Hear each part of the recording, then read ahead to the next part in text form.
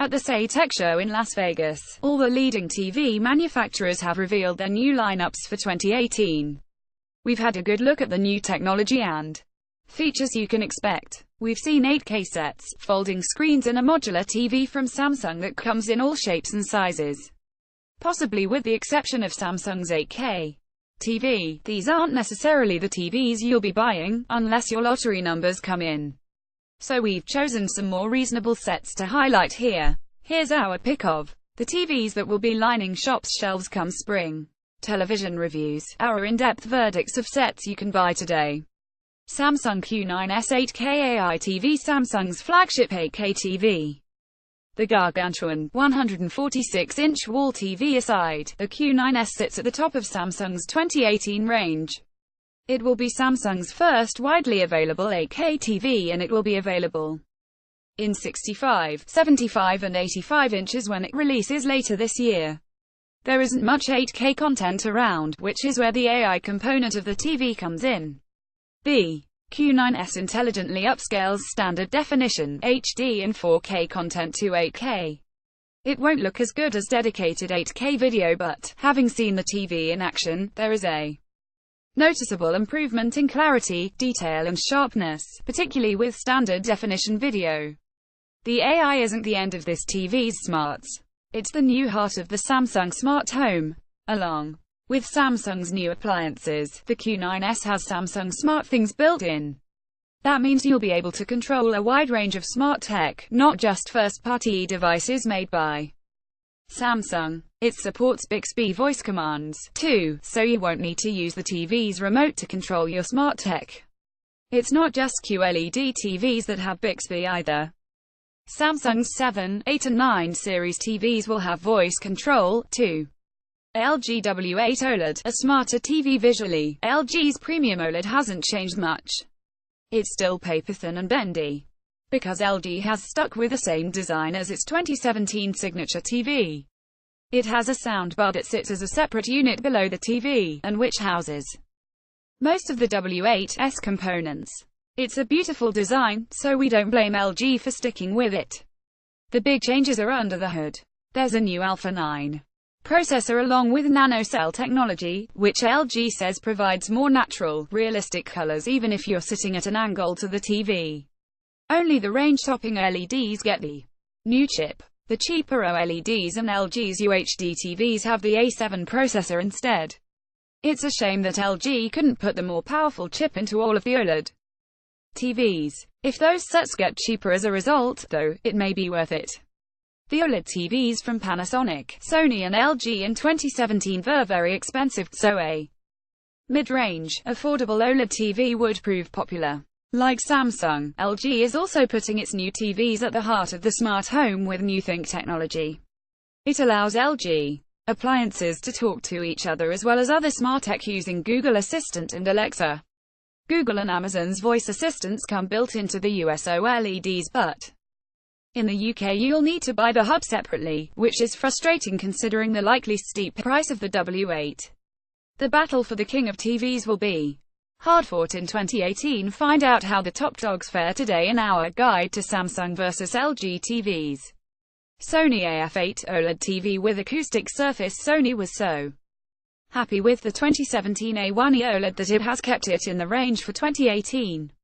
Indeed, the TV took pride of place among the new 2018 OLED at Sony's press conference. The AF8 then is more of a companion than a replacement to the A1E. It still uses Sony's acoustic surface to create sound by vibrating portions of the screen. Rather than sitting on a huge frame stand, it has a small thin silver one instead. This means the TV will be much easier to wall mount. Sony had to add the woofers into the main body of the TV in order to get rid of the frame stand. Hopefully this won't affect sound quality. There were some new LCD sets alongside the OLED TV, and both display types benefit from Sony's new X1 Extreme Picture Engine. We'll see how much of a difference the new processor makes when we test the TVs later this year. Panasonic FZ954K OLED TV. Panasonic is doubling its OLED output in 2018 by going from 1, the TXEZ952B, to 2, the FZ800 and the FZ950. Both TVs feature a striking new design. The main display is attached to a wedge soundbar by a narrow piece of metal. Moving the speakers to a separate bar is something LG does with its signature LEDs and will hopefully lead to better sound for these two Panasonics. The big new feature on these TVs is the dynamic LUT. LUT stands for lookup table and it corrects color, contrast, brightness and saturation. The TV will refer every image on screen to this table to improve the quality of what you're watching. Panasonic has created this to complement HDR high dynamic range but also to fix some of the problems HDR can bring. Our testing has found that HDR can sometimes impact the way color is displayed, making it too warm or saturated. Hopefully, Panasonic's new dynamic LUT will address some of the color inconsistencies and get the most out of HDR content. Speaking of HDR, a new format has been added. HDR10 now sits along HDR10, HLG and Dolby Vision. Having different formats is confusing, but Samsung and Panasonic are both supporting this latest format. If more manufacturers start reading from the same hymn sheet, the confusion as to what TV supports what type of HDR could be a thing of the past. Baffled by TV jargon, our guide to TV technology explained lays it out in plain English. Hisense H10e TV with Google Assistant and Alexa. There's OLED, QLED and Hisense does ULED. The U doesn't stand for Ultra either, it's just a blanket term for a range of proprietary tech that Hisense puts in its TVs. The H10e is one such ULED TV and sits at the top of Hisense's 2018 range. Hisense has thrown everything at this TV. It has both Alexa and Google Assistant voice support, which seems pointless, but if you're already invested in one ecosystem it would be confusing to say, Alexa, to rouse an Echo in your kitchen and then, hey Google, to talk to your TV.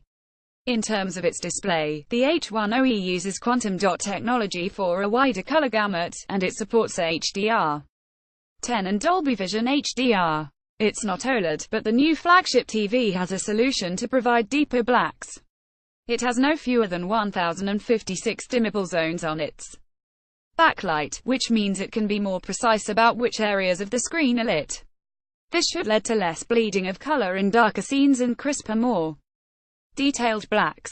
Hisense TVs specs often look good on paper, particularly as the company undercuts more established rivals with pricing, but they don't always deliver in our test lab.